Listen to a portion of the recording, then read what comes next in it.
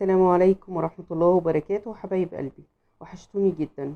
غايبة عنكم بقالي 6 أو 7 شهور لأني كنت تعبانة، لكن الحمد لله على كل شيء. حبيت النهاردة أعمل معاكم الغدا. ده أكلي النهاردة. عملته معاكم على القناة قبل كده، لكن قلت أشارككم بما إني غبت عنكم بقالي كتير، وقلت لازم أطلع معاكم. وحشتوني جدا جدا. النهاردة جبت وراك. طبعا غسلتها كويس جدا جدا.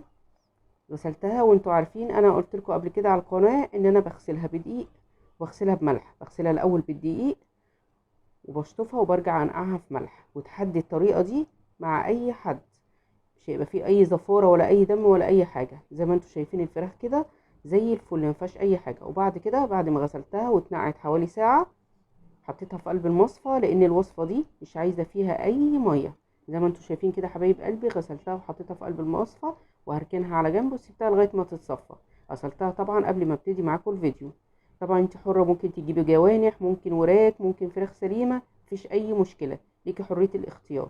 وعلى فكره الطريقه دي في منتهى الجمال مع الجوانح كمان، يعني اللي معاكي واللي متاح هتشتغلي بيه. طبعا انا جهزت طماطم على حسب الكمية. أنا الكمية بتاعتي حطيت لها حوالي 6 حبات من الطماطم. طماطم متوسطة مش كبيرة. حطيت بصلاية صغيرة وحوالي 4 فصوص من التوم. ما زودش في التوم عشان ما يبقاش طعمه مركز قوي. تمام كده.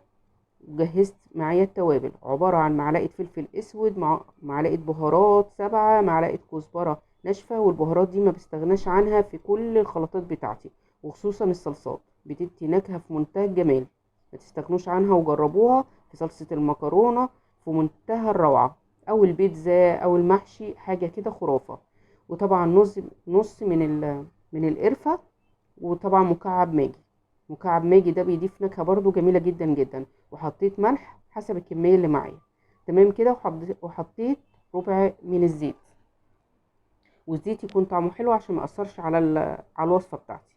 طبعا ضربت كله في قلب الخلاط ونعمته كويس قوي. وخلي بالكم الخليط ده بيبقى تقيل جدا، فمضطرة ان انا ازود مقدار من المية بسيط. انا مش عايزة مية كتير لان الفراخ هتنزل السوائل بتاعتها، فمش عايزة يبقى عندي صوص كتير قوي قوي. تمام كده. وطبعا في طماطم، فهينزل لي كل ده ميه، فمش عايزه ازود في الميه. مجرد بس ان سكينه الخلاط تبقى ماشيه كويس وما تبقاش تقيله عشان ما تتعبش الخلاط بتاعي. انا حطيت حوالي 4 معالق من الميه او 5، على حسب ما الخلاط يشتغل معاك. تمام كده. انا ضربت الخليط واتنعم معايا كويس قوي، وهبتدي اتبل الفراخ بتاعتي. الفراخ دي ممكن تقعد معاكي ساعه، ساعتين، 3، على حسب ما انت عايزه. كل ما بتقعد كل ما بتدي طعم حلو قوي. لو مش مستعجله عليها قعديها، مفيش مشكله. لكن انا طبعا عشان كنت بعمل معاكم الفيديو مستعجله عليها، فعملتها وحطيتها في الصينيه بتاعتي على طول. مفيش مشكله، بيبقى طعمها برضو حلو قوي. اهم حاجه بس امشي بالخطوات وهتعجبك الطريقه دي. وزي ما قلت لك هي مش لازم وراك بس، ممكن جوانح وبتبقى طعمها حلو قوي. انا مشغله طبعا الفرن على اكبر درجه على ما اخلص الوصفه بتاعتي اهو. بس بخلي الفراخ بتاعتي تتشبع بالخليط، وتأكد انه وصل لكل الفراخ اللي عندي. هحط الكمية كلها واخليها تشرب من الصوص بتاعها. وبعد كده طبعا مجهزة صينية عشان احطها جواها. زي ما انتم شايفين كده خلاص حطيتها في قلب الصينية، وهحطها دلوقتي في قلب الفرن. الوصفة دي ممكن تعملي جنبيها بطاطس محمرة وتاكلي معاها عيش مع الفراخ. وانا كنت هعمل كمان طماطم مشوية في الفرن، او ممكن تعملي جنبيها رز مبهر. عملت معاكم الرز المبهر قبل كده على القناة، وما رضيتش اعمله معاكم في الفيديو ده عشان ما يطولش عليكم. فطبعا عملته معاكم قبل كده. اللي عايز يعرف الطريقه يعمل سيرش على قناتي ويطلع، هتطلع له ويتفرج عليه. تمام حبايب قلبي. الطريقه دي في منتهى الروعه. بعد ما خلصت يعني يا ريتكم معايا كنتوا شميتوا الريحه، في منتهى الجمال. تنفع في عزايم، تنفع في وجبه غدا هايله. هنا انا بوريكم بقى الطماطم المشويه. كنت غسلت كميه من الطماطم. طبعا انت ليكي حريه الاختيار اي كميه انت عايزاها. دي الكميه اللي انا عملتها. انا ما عملتش 6 حبات طماطم بصراحه، عملت حوالي 5 بس، ودول متوسطين. يعني هي الكاميرا مكبراهم قوي، لكن هم اصغر من كده بكتير. دول حبات. عملت حوالي 5 وشقيت كل واحدة من النص كده زي علامة زائد. طب انا ليه عملت كده؟ عشان لما تخش الفرن وتستوي القشرة تفك عن الطماطمايه. تمام. انا ما بحبش قشر الطماطم. طب ما انا ممكن اعملها بالقشر، ممكن تعمليها بالقشر مفيش مشكله، بس انا ما بحبهاش لانها بتتعب المعده وبتتعب القولون، فانا ببعد عن اي حاجه تتعب المعده. تمام كده حبايب قلبي، انا بوصف لكم ان بعد ما تستوي القشره بتفك عن الطماطميه فبتتقشر بسهوله، ما بتتعبنيش في التقشير.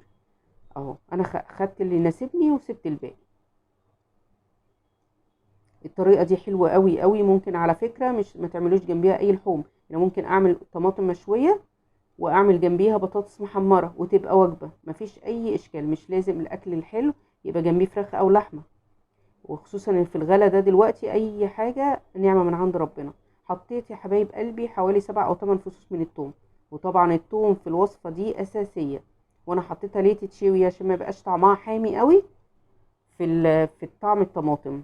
في ناس بيحطوها الثوم مش معاها، يعني ممكن احط الثوم مع الطماطم بعد ما تتشوي اضربه في الكيتشن، لكن انا ما بحبش طعمه الجامد عشان ما يتعبش المعده. خلاص انا دخلته الفرن اهو زي ما انتم شايفين كده. بصوا بعد ما طلعت، هي على فكره كانت لسه طالعه من الفرن حالا، حبيت اوريها لكم. بصوا هي القشره بتطلع بره الطماطمايه، تتقشر بمنتهى البساطه والسهوله اهو زي ما انتم شايفين. يعني كانت سخنه قوي قوي، بس حاولت ان انا اوريكم ان القشر بيطلع اهو. اهو يا حبايبي، قشرت طبعا الكميه كلها بتاعه الطماطم اهي، شلتها من عليها، وكنت مجهزه التوابل بتاعتها. طب التوابل بتاعتها عباره عن ايه يا ستي؟ التوابل بتاعتها عباره عن نص كمون، ونص زعتر، ونص كزبره ناشفه. مش قلت لكم انا ما استغناش عن الكزبره الناشفه؟ على فكره كل التوابل دي ما يعني ما فيش حاجه طعمها بيبقى زاعق او جامد، كلها بتدي خليط كده وطعم في منتهى الجمال، بيتجانس مع بعضه مع الطماطم والثوم المشوي الرهيب اللي انا بوريه لكم ده. حاجه كده فاخر من الاخر، حاجه كده رهيبه رهيبه رهيبه. ونص ليمون، والملح طبعا هتحدقيه حسب الكميه اللي معاكي، كتير هتزودي قليل هتقللي، ولما نحط قليل احسن من نحط كتير. تمام كده. وطبعا معلقه خل صغير، وهنضربه في الكيتشن. طب ليه ما نضربوش في الخلاط؟ عشان ما يبقاش عامل زي الصلصه، انا بحب يبقى فيه تقل، فانا بضربه في الكيتشن. طب ما عنديش كيتشن، ما فيش اي مشكله، هضربه في الخلاط وما احطلوش اي ميه، لان الطماطم بتبقى منزله شويه ميه، فمش عايزه يبقى ال الطماطم مليانه ميه. تمام كده. انا بضربه في الكيتشن بتاعي وبنعمه، بيبقى الخليط كده فيه تقل وطعمه حلو قوي قوي قوي. جربوا الطريقه دي بتاعه الطماطم هتعجبكم جدا. اهو بوريكم ازاي، شايفين التقل بتاعها عامل ازاي اهو باين. تمام حبايب قلبي، الفراخ كانت اتشوت وخدت، شايفين لفحه ازاي، هي مش محروقه، هي واخده وش من الشوايه، حاجه كده في منتهى الجمال. احنا بنحبها بالطريقه دي، ولا الصوص اللي كان نازل منها خرافه. والرز اهو بوريهولكم، شايفينه اصفر ازاي وكان مفلفل وحكايه حكايه. جربوها بالطريقه دي هتعجبكم جدا جدا جدا. وزي ما بقول لكم الاكل الحلو مش لازم لحوم ولا فراخ، ممكن جوانح وممكن ما فيش اي حاجه، وممكن اعمل بس القوطه المشويه دي، واعمل جنبيها شويه بطاطس، وفضل ونعمه من عند ربنا وبعيش، ونقضي اليوم بتاعنا. يلا شجعوني واعملوا لي لايك، واللي اول مره بيتفرج عليا يعمل اشتراك، ويعمل اشتراك على كله عشان يوصلوا كل فيديوهاتي. بتمنى لكم كل السعاده من كل قلبي، وكل سنه وانتم طيبين وفي صحه وعافيه يا رب. بترككم في رعايه الله، والسلام عليكم ورحمه الله وبركاته.